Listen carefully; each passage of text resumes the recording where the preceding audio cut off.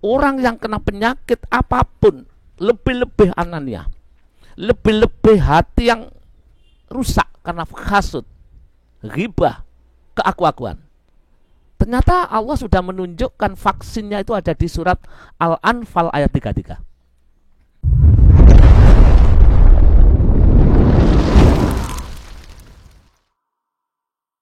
Assalamualaikum warahmatullahi wabarakatuh. Waalaikumsalam warahmatullahi wabarakatuh. Abah, saya mau tanya, Ya, sehubungan dengan polemik virus yang diharuskan manusia itu mengisolasi diri dan dihubungkan dengan hakikat yaitu manusia harus mengisolasi jiwanya. Di sini tentunya di saat manusia itu terindikasi virus, maka harus diisolasi. Di saat diisolasi, tidak akan mungkin manusia itu hanya diisolasi saja. Pasti dibutuhkan vaksin-vaksin agar penyakit itu bisa sembuh ataupun hilang. Sedangkan di saat kita yang diharuskan mengisolasi jiwa, tentunya seperti tadi, di saat manusia hanya diisolasi karena penyakit, tidak ada vaksin, pastinya akan mati. Sedangkan manusia di saat mengisolasi jiwanya, kalau tidak menemukan vaksin, apakah tidak akan malah menimbulkan matinya hati apa?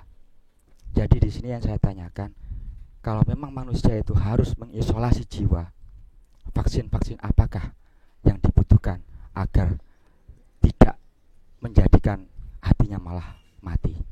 Begitu apa? terima kasih. Jadi dari peserta diskusi ada yang tanggap. Memang benar segala sesuatu itu ada proses kesembuhan secara pribadi. Ini harus memang isolasi, tapi secara internal ke dalam itu harus minum obat, disuntik, vaksin, ada yang merawat, ada yang membimbing. Kalau ada obat, tidak ada dokternya, tidak ada yang menentukan, ini nanti bisa overdosis, malah mati. Betul, terima kasih. Yang ditanyakan tadi, saya terima kasih, mungkin tadi lupa dalam tausiah tadi. Begitu pula ketika kita virus Corona sudah jelas pemerintah mengupayakan dan wajib bagi semua untuk taat, wajib. Ya, kita tidak boleh sombong, ikuti karena kita bukan ahlinya di kesehatan, harus ikut yang mendengarkan. Begitu pula ketika rohani kita kena virus anania menyebar ke penjuru jagat, penjuru kehidupan, wajib lockdown, wajib dikarantina, wajib diisolasi kalau memang itu sudah terjangkit anania. Wajib isolasi kalau ingin sembuh. Kalau tidak ingin sembuh, tidak mau isolasi, silakan pilih. Kehidupan di akhirat nanti akan hancur, amal tidak akan diterima karena anania, bisa su'ul khotimah. Maka kita yang diberi pemikiran, kita harus sembuh dari anania, sembuh dari corona. Corona adalah ranah lahir, anania adalah ranah rohani. Injeksinya apa? Vaksinnya apa? Yang jelas kalau lahir, vaksinnya harus lahir, harus ditelan. Tapi kalau urusan rohani, urusan jiwa, vaksinnya adalah kembali pada Al-Quran. Di situ yang menciptakan telah memberikan obat. Cuma kita tahu apa enggak? Vaksin itu tidak harus dibaca, tapi harus dipraktekkan. Ya, saya terima kasih. Ternyata vaksin itu saya amati ada di surat Al-Anfal ayat 33, kalau tidak salah. Orang yang kena penyakit apapun, lebih-lebih anania, lebih-lebih hati yang rusak karena hasud, ghibah, keaku-akuan. Ternyata Allah sudah menunjukkan vaksinnya itu ada di surat Al-Anfal ayat 33. Allah sendiri berfirman, Bismillahirrahmanirrahim. Wa ma kana Allahu liyu'adzibahum wa anta fihim. Yang kedua, wa ma kana Allahu mu'adzibahum wa hum yastaghfirun. Al-Anfal ayat 33. Jadi ini harus dioncei, ini petunjuk. Allah sekali-kali tidak akan mengazab, menurunkan bala, menyiksa. Azab lahir adalah corona, kerusakan mental, kita mendapatkan hal-hal yang negatif, bencana alam, kerusakan batin yang sangat menonjol yang tadi dibahas. Ananiah, keaku-akuan, itu sangat bahaya. Allah tidak akan menurunkan azab-azab lahir maupun batin.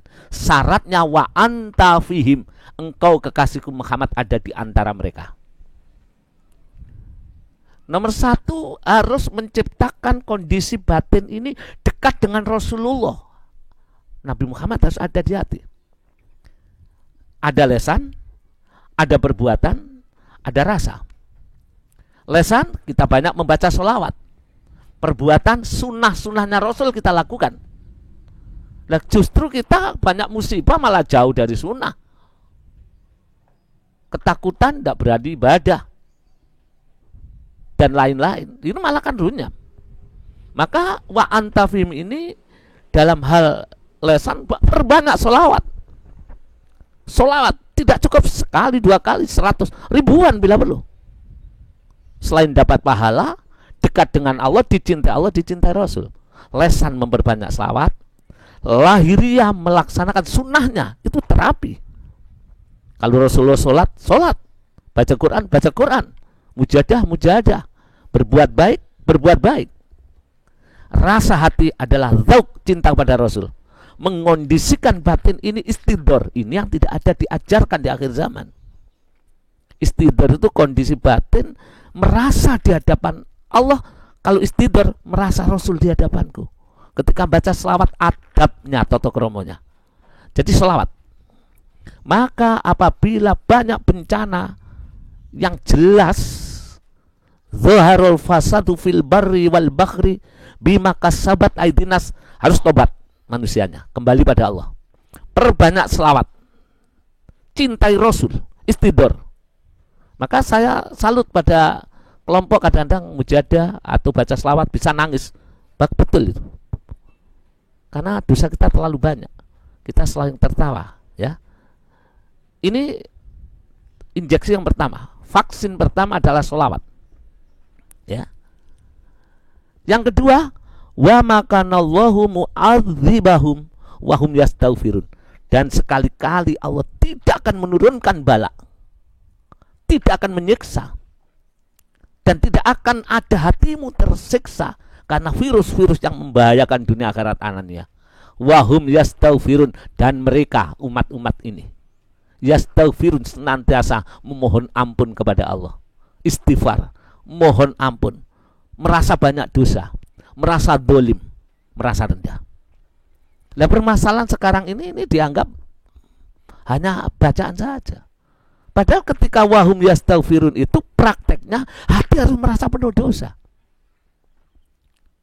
Begitu pula meskipun andaikan seluruh Indonesia, seluruh dunia kembali kepada Allah merasa penuh dosa, merasa saya yang dolim ya Allah, saya yang rendah ya Allah, saya penuh dosa, bahkan berlinangan air mata. Janji Allah pasti benar. Allah sekali-kali tidak akan menurunkan azab, bahkan menyiksa orang yang mohon ampun kepada Allah, yang merasa penuh dosa dan bersalah. Oleh karena itu cari sholawat yang dalam prakteknya langsung istidor, merasa cinta Rasul, merasa Rasul di hadapannya, memiliki mahabbah muhibbin. Jadi mahabbah itu ada mahabbah abidin, ada mahabbah muhibbin. Kalau mahabbah abidin ya sunnah-sunnahnya saja. Kalau muhibbin jiwanya itu betul-betul merasa rindu pada Rasul, merasa Rasul di hadapannya. Ketika baca selawat langsung istidor, merasa ini kusampaikan kepada, bahkan berlinangan air mata. Ditambah injeksi wahum yastaghfirun, sambil membaca merdu dosa, berlinangan air mata, istidor di hadapan Rasul, berlinangan air mata, mohon ampun pada Allah. Orang ini yang akan selamat. Jadi injeksi untuk lockdown virus anania, lockdown batin, dan yang kena virus itu harus diisolasi. Injeksinya sambil mengisolasi, sambil menutup hati dari bermacam-macam fitnah dan keluar fitnah. Perbanyak sholawat, yang di dalam selawat itu wahum yastaghfirun, yang di situ ada perasaan dosa, perasaan dolim, perasaan kita ini adalah tadzallul, lebih rendah. Jadi semua yang mendengar khususnya macam perbanyak selawat. Ya tapi alhamdulillah kami ya kita menemukan maaf bukan merasa baik dengan sholat wahidiyah yang notabene banyak orang tidak paham ya kan, tidak paham. Itu baca selawat sekaligus kerendahannya ditauto langsung karena ada pembimbing. Jadi walaupun itu ada vaksin yang diisolasi itu, tapi kalau tidak ada dokter, tidak ada yang merawat juga tidak bisa karena kita ini tidak mampu merawat sendiri, tidak mampu untuk menakar obat itu sesuai dengan dosisnya apa tidak. Oleh karena itu walaupun itu isolasi rohani, lockdown rohani, ya, karantina rohani, harus ada dokternya. Bukan dokter yang lulusan UNER, UGM bukan, tapi dokternya Allah yang memahami Al-Quran, hadis, yang oleh Allah memang diberi spesialis sebagai ulama ahlul kasfi, tapi bukan saya ya, bukan saya. Jadi itu injeksinya. Jadi wajar saja ada orang penyakit hanya diasingkan saja, diisolasi, tapi tidak ada obatnya, mati. Kita coba mengisolasi di rumah, akhirnya merasa lebih suci, merasa lebih tidak punya dosa, malah mati juga, itu bahaya. Maka harus ada vaksin itu. Terima kasih. Jadi vaksinnya itu nanti dicek di surat Al-Anfal ayat 33 ya, di mana dikatakan Allah sekali-kali tidak akan menyiksa hambanya, menurunkan azab kepada hambanya. Wa anta fihim, engkau kasih Muhammad ada di antara mereka. Berarti ada di hati kita, selalu berselawat. Maka ini sudah zamannya selawat. Wahai saudara saya yang mendengar ini, silakan memakai amal apa saja, semua baik. Cuma kalau menurut surat Al-Anfal, wa anta fihim, ini adalah solawat. Yang kedua, selain solawat, wahum yastaghfirun, bersolawat sambil merasa dosa. Karena mohon ampun kepada Allah mustahil. Mohon ampun tapi tidak merasa dosa, kan aneh. Mohon ampun tapi merasa baik, kan aneh. Ya, seperti Nabi Adam, kalau Rabbana dzalamna anfusana pasti menangis karena merasa salah. Lah kita cucunya Nabi Adam gimana ini ya? Nah, jadi oleh karena itu pernah terjadi terapi ataupun injeksi atau vaksin yang diberikan oleh seorang yang mencari kebenaran, yang mengisolasi diri, melockdown hati, mengisolasi jiwa, itu datang kepada seorang guru.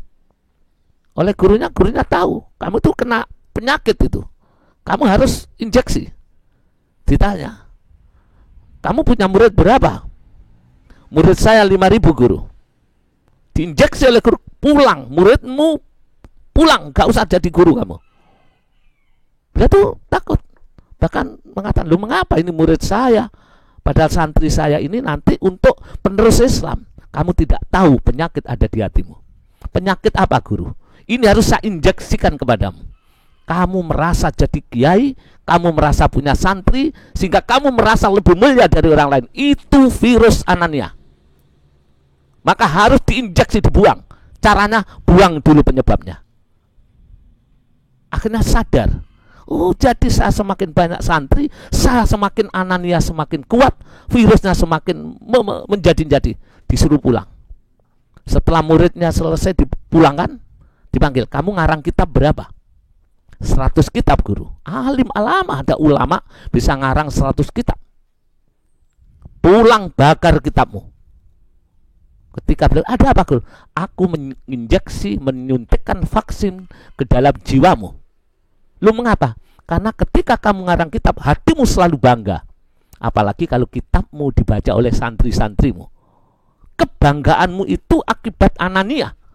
Ini yang mengakibatkan hapusnya amal. La yukhbitu amala sab'ina sanah.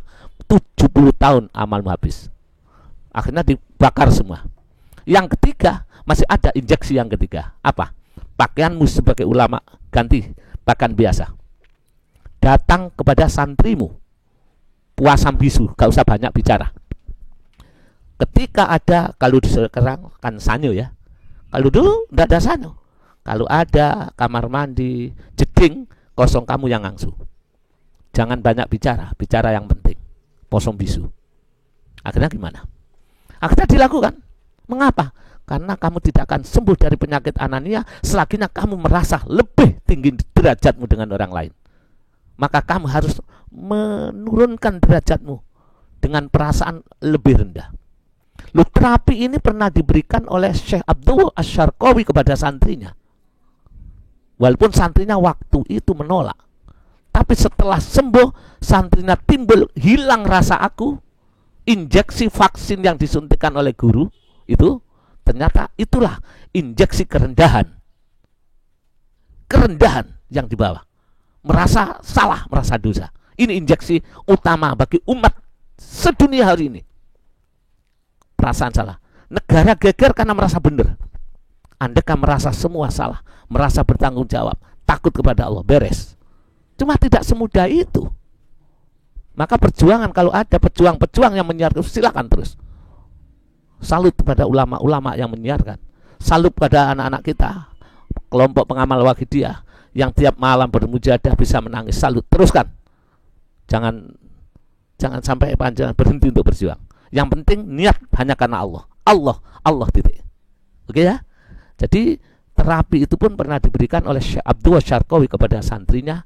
Ternyata santri yang sudah mulia menurut pandangan manusia, menurut pandangan Syekh Abdul Asyarqawi yang mukasyafah, ternyata banyak ananianya. Maka selain diisolasi 40 hari oleh kiainya, disuntik kerendahan. Apa yang menjadikan engkau bangga, dipotong dulu. Apa yang menjadikan engkau sombong, dipotong dulu. Setelah selesai dipanggil, sekarang pulang. Santrimu kembalikan lagi. Kitabmu karangan lagi. Kamu harus berpakaian seperti orang-orang yang betul-betul alim. Mengapa guru? Karena kamu sudah mampu merendah. Ibarat padi, semakin berisi semakin merunduk. Artinya semakin manfaat. Dan kita bagaimana? Jadi pertanyaan dari saudara saya, Ustaz Aswam, ini sangat benar sekali. Jadi untuk terapi anania, terapi penyakit yang membahayakan dunia akhirat bahkan suul khotimah adalah terapi. Contohnya tadi yang diberikan oleh Syekh Abdul Asyarqawi, ada 3 tadi. Itu yang mana? Dan yang betul-betul surat Al-Anfal, yaitu sholawat yang dibarengi wahum yastaghfirun, yang membaca selawat mohon ampun dengan kerendahan. Saya kira itu ya. Jadi nanti kalau ada pertanyaan bisa dikembangkan. Ya, semoga manfaat. Saudara saya, di antara untuk menghancurkan itu adalah Allahumma ya wahidu ya ahad, ya wajidu ya jawad, sholli wa sallim wa barik ala sayyidina Muhammadin wa ala ali sayyidina Muhammad fi kulli lamhati wa nafasim bi adati ma'lumatillahi wa fuyudati wa amdati. Itu salah satu. Ada asmaul husna ya wahidu ya ahad tauhid. Ada selawatnya sholli wa sallim seterusnya. Ada hubungannya dengan selawat nariyah fi kulli lamhatin. Atau selawat apa saja yang belum berkenan, ya sallallahu alaihi wasallam, monggo. Tapi yang banyak, 5.000, 1.000 paling sedikit. Tapi dengan toto kromo, adab karena Allah, dan merasa diri kita adalah penuh dosa. Demikian ya. Saya kira cukup ya. Nanti kalau ada pertanyaan lain, monggo. Saya kira cukup, saya akhiri dulu. Nanti kita yang ada tanya, monggo. Wassalamualaikum warahmatullahi wabarakatuh.